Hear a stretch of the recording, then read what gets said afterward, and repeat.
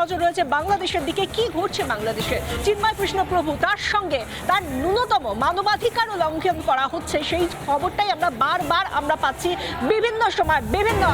এই মুহূর্তে যেটা জানা যাচ্ছে, না তার কাছে কোনো খাবার দেওয়া হচ্ছে, এমনকি তাকে প্রসাদটুকু দেওয়া হচ্ছে না। তার আইনজীবীরা পর্যন্ত তার সঙ্গে দেখা করতে পারছেন না।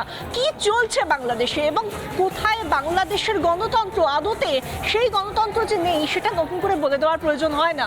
এবং এই মুহূর্তে আমরা যেটা দেখতে পাচ্ছি যে সেখানে চিন্ময় কৃষ্ণ প্রভু, যিনি এই মুহূর্তে জেলে রয়েছেন, যিনি সংশোধনাগারে রয়েছেন, সেই জায়গা থেকে তাকে প্রসাদ বা খাদ্যটুকুও দেওয়া হচ্ছে না। এইটুকু তার যেটা গণতান্ত্রিক অধিকার নেই। আমাদের সঙ্গে রয়েছেন আমাদের প্রতিনিধি কিশলয়। কিশলয়, একটা সংগঠন চালান একজন সাধু, তিনি এই মুহূর্তে গ্রেফতার হয়ে রয়েছেন, কিন্তু তার কাছে প্রসাদ, খাদ্য, এমনকি ন্যূনতম তার যে আইনজীবীরা তার সঙ্গে যাবেন এমন সাহায্যটুকুও তিনি পাচ্ছেন না। এখন বাজে 4:02। গতকাল রাত্রে 9টা নাগাদ তার কাছে খাবার পৌঁছে দেওয়ার অনুমতি দেয়। প্রসাদ বলতে খাবার, উনি প্রসাদ ছাড়া খান না। খাবার পৌঁছে দেওয়ার অনুমতি দেয় জেল প্রশাসন। সেই গতকাল 9টার ঠিক আগে 8টা কিছু বাজে, 8টা 10-15 নাগাদ তার কাছে শেষ খাবার পৌঁছে দেওয়া হয়। এখন বাজে বিকাল 4টে। এখন পর্যন্ত তাকে জেলে একটি আনডিসক্লোজ লোকেশনে রাখা হয়েছে, একজন সন্ন্যাসীকে। তাকে খেতে দেওয়া হয়নি, তাকে তার ওষুধ, তার লিভার সিরোসিস আছে এবং হাই প্রেশার আছে, তাকে ওষুধ দেওয়া হয়নি, খেতে দেওয়া হয়নি। তার সঙ্গে সঙ্গে তার আইনজীবী এবং তার সহকারী যারা তার সঙ্গে দেখা করতে যান, একবার দেখতে চান যে উনি ঠিক আছেন কিনা, উনি জীবিত আছেন কিনা, তাদেরকেও সেটা দেখতে দেওয়া হয়নি। তার অনুগামীরা আশঙ্কা করছেন যে জেলের মধ্যে এভাবে যদি তাকে রাখা হয়, তার জীবন হানি পর্যন্ত হতে পারে। ঠিক এই জায়গা থেকে তো প্রশ্নটা উঠে আসছে যে যেরকম ভাবে তাকে ন্যূনতম যে তার অধিকার সেটুকু দেওয়া হচ্ছে না, তার মধ্যে দিয়ে কি বোঝাতে চাইছে ইউনূস সরকার? আদতে সেখানে যে মানুষের কোনো অধিকার নেই, সেটাই কি প্রত্যেকটা মানুষের কাছে সেই বার্তাটাই পৌঁছে দেওয়ার চেষ্টা? গতকাল ভারত সরকার একটি বিবৃতি জারি করে, কড়া বিবৃতি। তার উত্তরে বাংলাদেশ বলে না, বাংলাদেশ একটি গণতন্ত্রপ্রেমী দেশ, ভারত যদি এরম করে বন্ধুত্ব খারাপ হয়ে যাবে ইত্যাদি বড় বড় কথা বলে।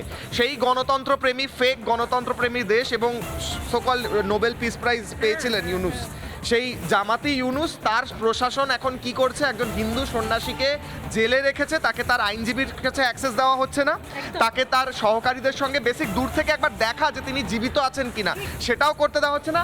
আর কি একটা মানুষের বেসিক হিউম্যান রাইট কি? খাবার খাওয়া, জল খাওয়া, ওষুধ খাওয়া, সেটাও করতে দেওয়া। এবং বন্দি দশায় আইনজীবীর সঙ্গে পরামর্শ করা তার অধিকার বটে। এক্স্যাক্টলি, সেই অধিকার করতে দেওয়া হচ্ছে। গোটা বিশ্বের কাছে আজকে বিশাখা এক্সপোজড হয়ে গেল, মুখোশ খুলে গেল, যেটা আসলে জামাতিদের সরকার, সন্ত্রাসবাদীদের সরকার। এই সরকার সেই আদিম যুগের মধ্যযুগীয় নিয়মে চলে, বর্বর নিয়মে চলে। এরা কোনো রকম গণতন্ত্র, আইন, প্রশাসন কিচ্ছু মানে না।